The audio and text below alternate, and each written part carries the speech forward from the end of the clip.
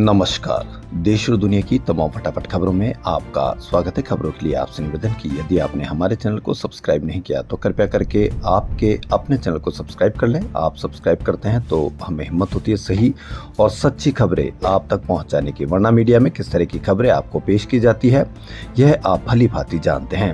यदि NEET paper leak को लेकर भी किसी ने बात की है तो उसको नेगेटिविटी के रूप में आपको दिखाई जाएगी, ताकि जो मेन मुद्दा है, जो मेन समस्या है, नीट पेपर लीक कैसे हुआ, उससे आपका ध्यान भटक जाए। ये पूरा मीडिया इसी काम में लगा हुआ है।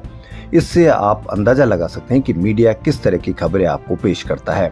सोनम वांगचुक को उठाया गया, कहीं पर भी ऐसी कोई खबर नहीं होगी कि सोनम वांगचुक की गलती है या क्या है, जबकि उसको सोनम वांगचुक को चीनी एजेंट बताया गया, लेकिन कहीं से भी कोई सवाल नहीं। तो क्या है आज की वो बड़ी खबर। लोकसभा में नेता प्रतिपक्ष राहुल गांधी ने पर्यावरण कार्यकर्ता सोनम वांगचुक को जंतर मंतर से पुलिस द्वारा हटाए जाने को लेकर केंद्र सरकार पर निशाना साधा। राहुल गांधी ने कहा कि मोदी सरकार के मूल सिद्धांत असत्य और हिंसा है। कांग्रेस सांसद ने सोशल मीडिया मंच एक्स पर लिखा कि सोनम वांगचुक को जंतर मंतर से उस समय हटाया जाना गलत है जब वह अहिंसक भूख हड़ताल पर बैठे हुए थे। कांग्रेस ने जंतर मंतर पर पुलिस की कार्रवाई की भी आलोचना की। पार्टी ने कहा कि वांगचुक को वहां से हटाने की घटना देश के लोकतंत्र और संविधान पर एक कलंक है।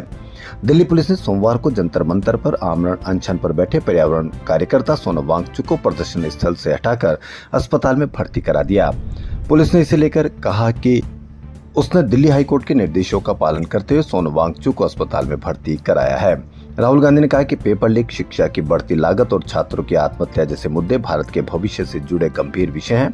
उन्होंने सरकार को चेतावनी देते हुए कहा कि कितना भी बल प्रयोग कर लिया जाए, भारत के छात्रों और उन लोगों को जो उनसे प्रेम करते हैं और उन पर विश्वास रखते हैं, इन मुद्दों को उठाने से नहीं रोका जा सकता है। तो बड़ी खबर, कहीं पर भी आपको ये खबर देखने को नहीं मिलेगी कि राहुल गांधी ने क्या कहा। सोनम वांगचुक को दिल्ली पुलिस आज दिल्ली के सफदरगंज अस्पताल उठाकर ले गई। पुलिस सफेद चादर लेकर जंतर मंतर पर पहुंची। वांगचुक को ले जाते हुए चादरों से घेर लिया गया।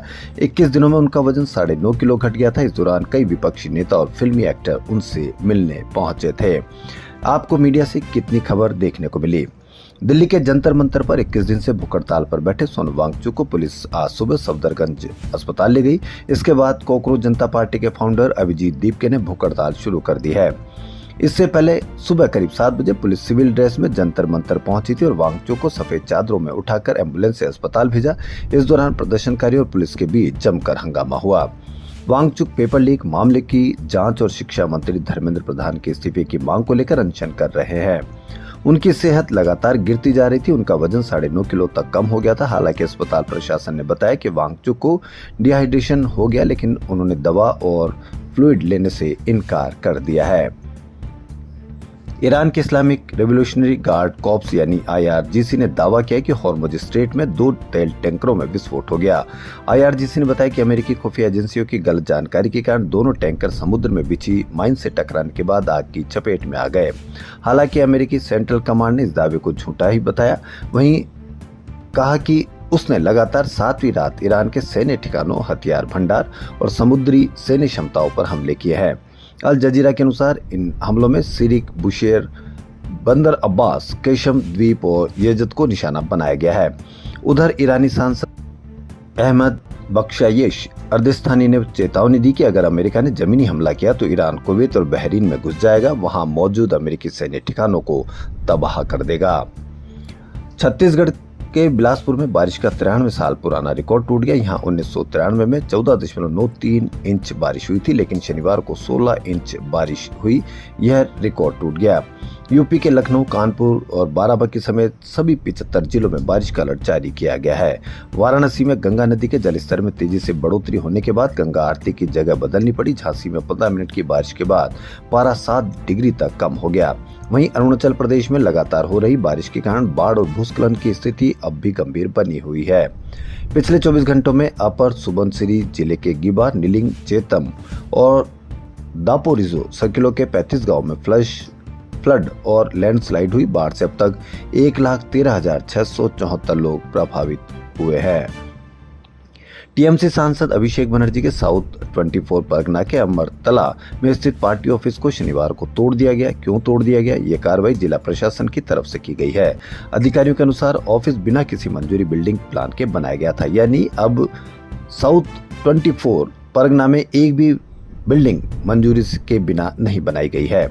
यह ऑफिस डायमंड हार्बर लोकसभा सीट का हिस्सा है। अभिषेक बनर्जी इसी सीट से सांसद हैं। जिले में टीएमसी की संगठनात्मक गतिविधियों का मुख्य केंद्र माना जाता है। यहाँ से जिला नेताओं, बूथ कार्यकर्ताओं और चुनावी रणनीति से जुड़ी बैठकें होती रहती है। अमतला ऑफिस को विधानसभा और लोकसभा चुनाव के दौरान वार रूम की तरह इस्तेमाल किया जाता था। कई अहम संगठनात्मक बैठकें यहीं हुई है। हनुमानगढ़ की सीढ़ियों पर नमाज पढ़े जाने को लेकर मुख्यमंत्री योगी आदित्यनाथ के हालिया बयान पर विवाद गहरा गया। इस मुद्दे पर शंकराचार्य ने मुख्यमंत्री पर हमला बोलते हुए कहा कि हनुमानगढ़ी की सीढ़ियों पर कभी नमाज नहीं हुई और ऐसा दावा पूरी तरह से निराधार है। उन्होंने आरोप लगाया कि यह बयान राम मंदिर के कथित चढ़ावा प्रकरण से लोगों का ध्यान भटकाने की कोशिश है। शंकराचार्य ने कहा कि चढ़ावा प्रकरण सामने आने के बाद मुख्यमंत्री योगी आदित्यनाथ ने अयोध्या जाकर एसआईटी गठित करने और दूध का दूध, पानी का पानी करने का भरोसा दिया था, लेकिन अब तक जांच के निष्कर्ष सार्वजनिक नहीं किए गए हैं। उनका आरोप है कि इसी सवाल से बचने के लिए सालों पुरानी घटना को नए रूप में पेश किया जा रहा है। शंकराचार्य ने कहा कि पहले एसआईटी जांच की रिपोर्ट सामने लाई जाए। जब दूध का दूध और पानी का पानी करने की बात कही गई थी तो अब उसका परिणाम बताया जाए। शंकराचार्य ने मुख्यमंत्री के बयान को चुनौती देते हुए कहा कि अगर हनुमानगढ़ी की सीढ़ियों पर कभी नमाज हुई है तो सरकार उसके प्रमाण सार्वजनिक करे। उन्होंने कहा कि बिना किसी साक्ष्य के इस तरह का दावा करना अयोध्या और हनुमानगढ़ी की गरिमा को ठेस पहुंचाने वाला है। उन्होंने कहा कि हनुमानगढ़ी की सीढ़ियों पर कभी नमाज नहीं हुई और न ही कभी होने दी गई। ये दावा पूरी तरह से झूठ है। लेकिन मीडिया पर कितनी खबर आपको देखने को मिली? तो देश और दुनिया की तमाम फटाफट खबरों में फिलहाल इतना ही। धन्यवाद।